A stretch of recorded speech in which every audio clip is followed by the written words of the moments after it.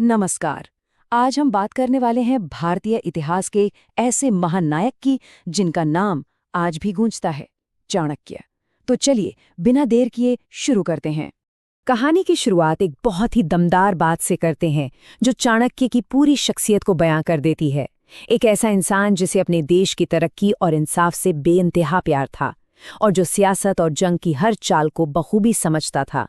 वो थे चाणक्य। तो सवाल ये उठता है कि आखिर थे कौन ये चाणक्य?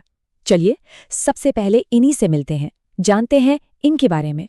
चाणक्य सिर्फ एक नाम नहीं है। ये नाम अपने आप में शक्ति, ज्ञान और रणनीति का एक सिंबल है, एक प्रतीक है।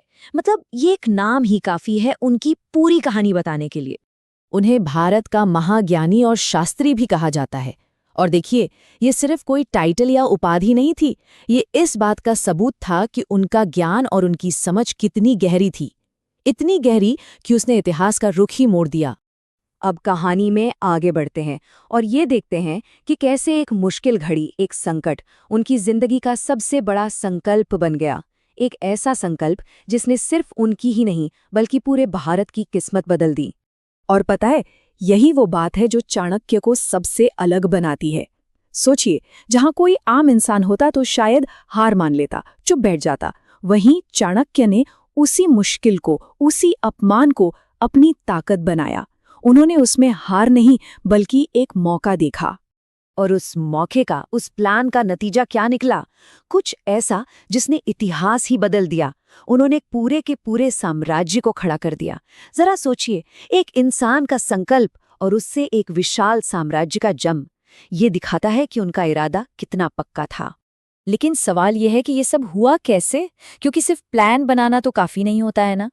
तो चलिए अब देखते हैं कि चाणक्य ने आखिर कैसे एक साम्राज्य की नींव रखी। देखिए, चाणक्य ने खुद राजगद्दी नहीं संभाली। नहीं, उन्होंने एक राजा को तैयार किया, एक शासक बनाया। उन्होंने चंद्रगुप्त मौर्य को सियासत का हर दांव-पेच सिखाया। और सिर्फ यही नहीं, उन्होंने अपने महान ग्रंथ अर्थशास्त्र के ज्ञान से पूरे देश के भविष्य की राह रोशन कर दी। मतलब उन्होंने सिखाया कि एक ताकतवर देश के लिए सिर्फ फौज ही नहीं बल्कि एक मजबूत अर्थव्यवस्था, एक अच्छा जासूसी नेटवर्क और इंसाफ करने वाला राज भी उतना ही जरूरी है। तो चाणक्य की महानता सिर्फ उनके काम में नहीं थी बल्कि उनकी सोच में, उनके विचारों में भी थी। चलिए अब जरा उनकी नीति और ज्ञान की दुनिया में झांकते हैं, जो कमाल की बात है कि आज भी उतनी ही काम की है।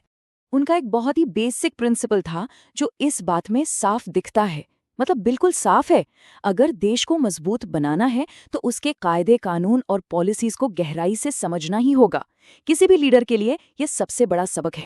पर उनकी सीख सिर्फ राजनीति या राजकाज तक ही नहीं थी। नहीं, उन्होंने तो जिंदगी जीने का एक पूरा तरीका सिखाया।